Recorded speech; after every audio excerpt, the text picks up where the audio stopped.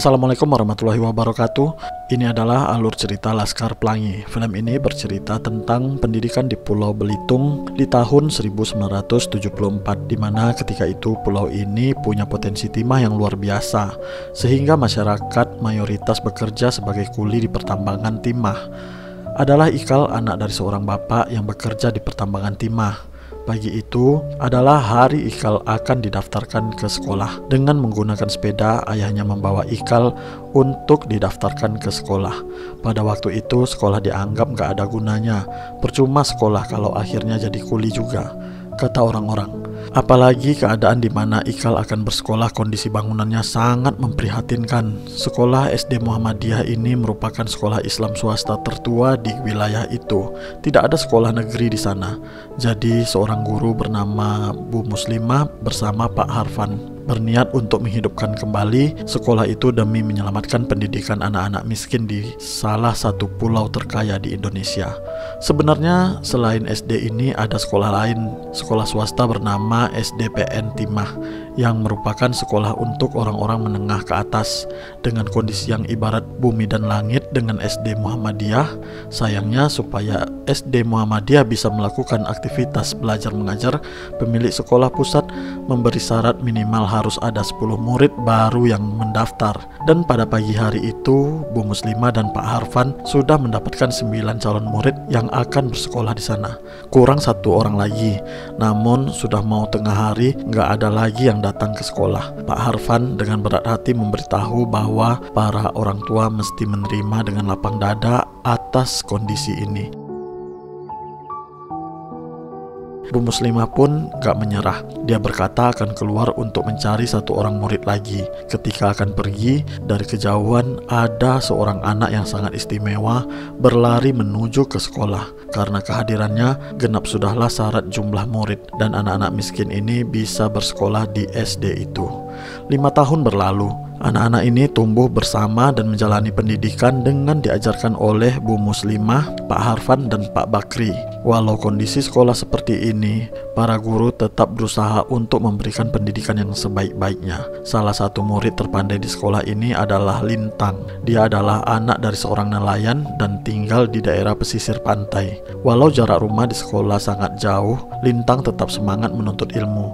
Walaupun itu harus mengayuh sepeda berkilo-kilo jauhnya dan juga harus menunggu buaya muara lewat, karena itu satu-satunya jalan untuk pergi ke sekolah. Kondisi sekolah ini memang memprihatinkan. Suatu hari ketika hujan dengan lebatnya, mereka jadi enggak bisa belajar karena harus mengamankan meja dan kursi supaya enggak kena air hujan akibat atap yang bocor. Pak Harfan pun menyuruh Bu Muslimah untuk mengajar mereka semua di luar sekolah. Sementara mereka pergi, Pak Harfan pun membersihkan kelas dan menjemur kasur yang basah. Pak Bakri yang baru datang dan melihat kondisi ini bukannya membantu, malah memilih pergi dari sana. Sekolah ini pun bahkan butuh ditopang dengan batang kayu supaya dindingnya nggak roboh. Di hari itu Pak Harfan kedatangan seorang temannya. Temannya heran kenapa Pak Harfan mempertahankan sekolah itu walaupun selain dari 10 murid itu nggak ada lagi adik kelas mereka yang belajar di sana. Padahal Pak Harfan harus memikirkan gaji guru dan biaya untuk menjalankan sekolah itu. Pak Harfan pun berkata, sekolah ini adalah sekolah di mana pendidikan agama dan budi pekerti bukan hanya sebuah perlengkap kurikulum. Kecerdasan bukan dilihat dari nilai-nilai, tapi dari hati nurani, kata Pak Harfan. Sesuai dengan kondisi yang serba kekurangan ini, gak mengurangi semangat mereka dalam belajar. Walaupun di SD ini hitung-hitungannya menggunakan lidi, sedangkan di SDPN Timah menggunakan kalkulator, mereka bisa dibilang cerdas. Contohnya aja Lintang, karena sering membaca potongan-potongan artikel dari koran, dia punya wawasan yang lebih luas dibanding dengan teman-temannya. Bahkan ketika teman-temannya menghitung menggunakan lidi, Lintang udah bisa berhitung menggunakan pikirannya tanpa bantuan alat apapun untuk belajar. Geografi pun mereka menggunakan peta Indonesia yang udah robek sana-sini. Bu Muslimah sebenarnya sudah pernah ditawari untuk mengajar di SDPN Timah, tapi dia menolak. Seorang guru bernama Pak Mahmud pernah menanyakan hal itu kepada Bu Muslimah. Apa yang kau cari di sekolah yang hampir roboh itu? Anak-anak yang gak jelas dan gak cerah masa depannya, kata Pak Mahmud. Mendengar bacotan Pak Mahmud, Bu Muslimah pun lebih memilih pergi meninggalkan Pak Mahmud. Di sekolah, Pak Harfan mengabari kalau untuk pelaksanaan ulangan umum, pihak sekolah provinsi menyuruh mereka untuk bergabung dengan SDPN Timah, sesuatu yang sebenarnya memberatkan Bu Muslimah. Pak Harfan juga meminta maaf atas gaji yang tertunda 2 bulan. Bu Muslimah pun berkata pada Pak Harfan, gak masalah dengan uang yang telat karena kebetulan dia juga dapat rezeki dari menjahit. Di kelasnya, Bu Muslimah pun menyampaikan hal ini kepada anak-anak mereka, sedikit komplain karena kondisi pakaian dan alas kaki mereka yang jelek banget. Apa yang akan dikatakan sama anak-anak SDPN Timah nantinya? Dan benar, mereka jadi pusat perhatian di tengah-tengah kerumunan anak-anak berseragam. Mereka pun mengerjakan ulangan umum di sana, termasuk Harun, walaupun ketika menjawab soal ujian, Harun hanya menggambar kucing di lembar jawabannya. Setelah ulangan umum, mereka pun berlibur. Namun, waktu liburan untuk anak-anak ini bukanlah untuk bersantai. Mereka juga harus bekerja di pasar menjadi kuli atau sekedar membawakan barang belanjaan, atau bekerja di lokasi pertambangan untuk membantu ekonomi keluarganya. Berbeda dengan anak-anak orang kaya yang waktu liburnya digunakan untuk bermain. Ketika itu, Mahar berkenalan dengan salah satu murid dari sekolah PN Timah yang bernama Flow. Dari dialah Mahar mendapatkan majalah yang bagus untuk dibaca. Hari pun berlalu, semester baru pun dimulai. Ketika Pak Harfan memberikan materi di halaman berbicara tentang keteguhan iman, salah satu pesan yang kuat dari Pak Harfan untuk anak-anak ini adalah hiduplah untuk memberi sebanyak-banyaknya, bukan menerima sebanyak-banyaknya. Teguhkan pendirianmu. 313 tentara Islam itu. Kemudian setelah selesai mengajar, Pak Bakri berbicara dengan Pak Harfan jika dia ditawari mengajar di sekolah lain. Bu Muslimah pun memohon kepada Pak Bakri untuk bertahan sedikit lagi. Walaupun kondisi yang mereka hadapi sangatlah berat, Pak Harfan juga meminta Pak Bakri untuk tetap mengajar paling enggak sampai mereka lulus. Karena enggak mungkin Bu Muslimah mengajar semua mata pelajaran sendirian. Namun Pak Bakri bilang tidak ada lagi orang yang peduli sama sekolah ini. Udah 5 tahun sekolah ini nggak bisa buka kelas baru karena orang-orang lebih memilih anak-anak mereka jadi kuli untuk menafkahi keluarga mereka ketimbang sekolah di SD yang mau roboh ini. Mendengar perkataan Pak Bakri, Bu Mus jadi sedih dan meninggalkan ruangan. Pak Harfan pun menyusul Bu Muslimah dan berkata, kita harus semangat dan nggak boleh menyerah. Tugas kita adalah meyakinkan anak-anak ini untuk berani punya cita-cita. Bu Muslimah pun bilang, iya Pak, kita berdua mesti bekerja keras biar orang-orang tahu kalau sekolah ini ada dan pantas dipertahankan. Suatu sore ketika di pasar, ketika berbelanja bahan kain untuk usaha jahitnya, Bu Muslimah disapa sama teman guru dari SDPN Timah. Dia bilang dia habis membeli kostum baru untuk ikut karnaval di tanggal 17 Agustus. Nah, titik pertemuan ini memberikan Ibu Muslimah ide. Di sekolah, dia dan Pak Harfan memutuskan untuk ikut serta dalam karnaval pada tahun itu. Karena nilai Mahar selalu tinggi dalam pelajaran kesenian, dia akhirnya dipilih sebagai ketua kelompok. Pak Harfan pun mengingatkan bahwa sekolah mereka nggak ada dana dan Mahar berkata, tenang saja Pak, serahkan saja dengan saya dan alam. Begitu katanya. Di suatu hari, mereka melihat sesi latihan SDPN Timah yang akan menampilkan aksi drum band di karnaval nanti. Mereka jadi nggak pede karena melihat ketua kelompok mereka cuma menari-nari di lapangan yang nggak jelas. Kayak kerasukan hantu dia, kata Lintang. Mahar pun mendapatkan ide untuk ditampilkan dalam karnaval nanti. Mahar dan teman-temannya pun menampilkan sebuah tarian yang terinspirasi dari suku Asmat yang Mahar lihat di majalah pemberian Flow kepada Mahar. Dengan kostum ala kadarnya dan koreografi tarian yang lucu, mereka pun tampil dengan percaya diri di hadapan banyak orang. Dan dalam lomba karnaval tersebut, mereka mendapatkan juara pertama sekolah.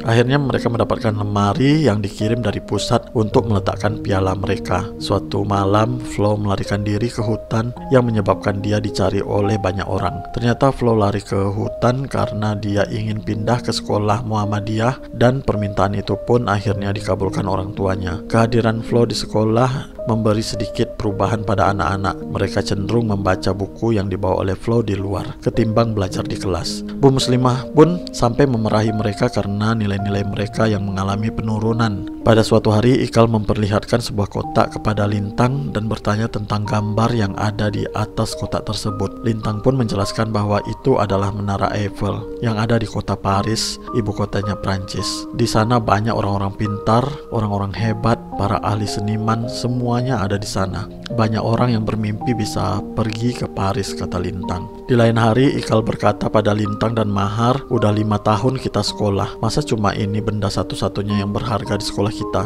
Kalau iya pasti Pak Harfan dan Bu Muslimah kecewa, kata Ikal. Lalu tiba-tiba Pak Harfan di sana dan berkata, yang terpenting jangan menyerah. Hiduplah untuk memberi sebanyak-banyaknya, bukan menerima sebanyak-banyaknya. Itu adalah pesan terakhir Pak Harfan kepada mereka. Karena ketika sorenya Bu Muslimah mendatangi ruang Pak Harfan dan terlihat Pak Harfan tertidur di mejanya. Ketika akan dibangunkan ternyata tubuh Pak Harfan udah dingin. Pak Harfan pada sore itu meninggal dunia di sekolah yang selama bertahun-tahun dia perjuangkan untuk menyelamatkan pendidikan anak-anak miskin seperti Ikal dan teman-temannya. Tentu saja ini menjadi pukulan untuk Bu Muslimah. Berdua dengan Pak Harfan aja udah berat, apalagi kalau sendirian. Pada keesokan paginya Bu Mus nggak datang ke sekolah, sedangkan anak muridnya menunggu kehadirannya. Di sana berhari-hari mereka datang ke sekolah, tapi Bu Muslimah nggak menampakkan kehadirannya. Sekolah pun jadi sepi, hanya menyisakan Ikal dan Lintang. Ikal pun kesal dan ingin pergi. Sekolah apa ini? Nggak ada guru, nggak ada murid. Itu bukan sekolah, kata Ikal. Lalu Lintang pun berkata, aku 4 bersaudara, semuanya perempuan, hanya aku yang laki-laki.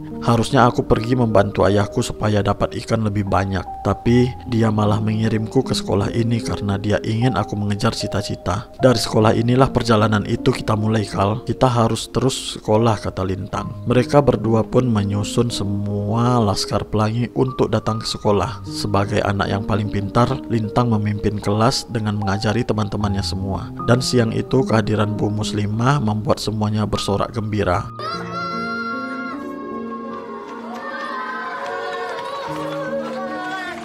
Lomba cerdas cermat sekecamatan pun dimulai. SD Muhammadiyah berencana juga ikut lomba itu, jadi dengan beranggotakan Lintang, Ikal, dan Mahar. Mereka berlatih untuk memenangkan lomba. Bu Muslimah juga mempersiapkan seragam baru untuk anak-anaknya dengan menjahitnya sendiri di rumah. Saking senangnya mendapatkan baju baru, Lintang pun memamerkan pada adik-adiknya sambil mengantar ayahnya yang akan pergi melaut. Hari perlombaan pun tiba. Sial buat Lintang, buaya yang biasanya cuma lewat hari itu malah berjemur di tengah jalan, sehingga dia harus menunggu. Di lokasi perlombaan, Bu Muslimah menyuruh Sarah untuk bersiap-siap, jaga-jaga kalau Lintang nggak datang. Untungnya ada bapak-bapak yang mengusir buaya tersebut sehingga Lintang pun bisa lewat dan datang ke lokasi perlombaan tepat waktu. Perlombaan pun dimulai. Lintang, Ikal, dan Mahar cukup kompetitif dalam menjawab soal dan mencuri skor melawan 2 sekolah lainnya. Walaupun sempat tertinggal di awal, namun Lintang dengan kemampuan menghitung cepatnya berhasil mencuri skor di soal matematika. Kemampuan itu berhasil membuat frustasi tim lawan. Ketika memasuki soal terakhir, skor SDPN Timah dan SD Muhammadiyah sama imbang. Artinya soal terakhir ini adalah soal penentu untuk menentukan juaranya. Soal terakhir ini adalah soal matematika. Ketika soal selesai dibaca, Lintang langsung menjawab, tapi menurut MC jawaban Lintang salah dan poin dikurangin 100. Namun dari bangku penonton Pak Mahfud menginterupsi dan berkata bahwa hitungannya sama dengan Lintang. Dewan juri pun gak terima dengan Pak Mahmud, seakan-akan dia meragukan dewan juri. Walaupun Pak Mahmud mengajak untuk menghitung ulang, tapi dewan juri menolak. Malah ibu itu menuduh Lintang curang karena gak pernah terlihat menghitung. Lintang pun menawarkan diri untuk menjelaskannya di papan tulis. Dengan hasil yang sama, melihat itu dewan juri pun meminta maaf.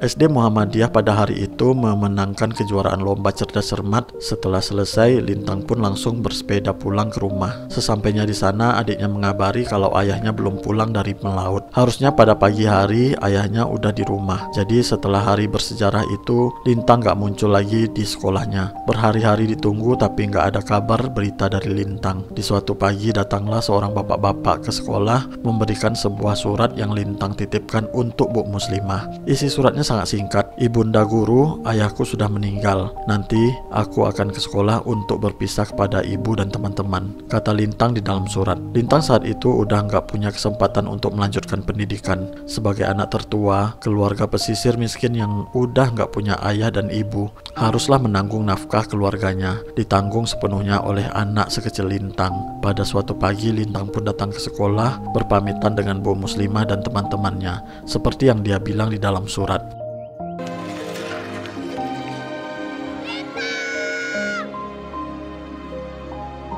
Beberapa tahun pun berlalu, Ikal yang udah besar pun kembali ke Belitung dari perantauan. Di sana dia bertemu dengan Lintang, mereka melepas kangen.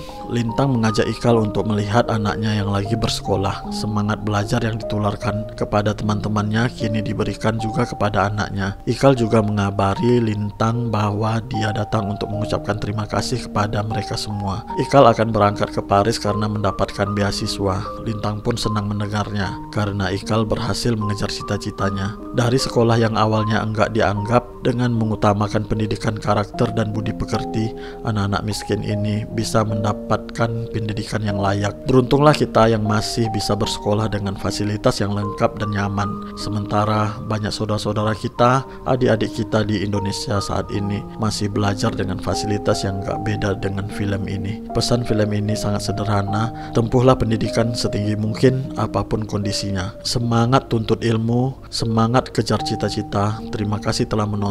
Wassalamualaikum warahmatullahi wabarakatuh.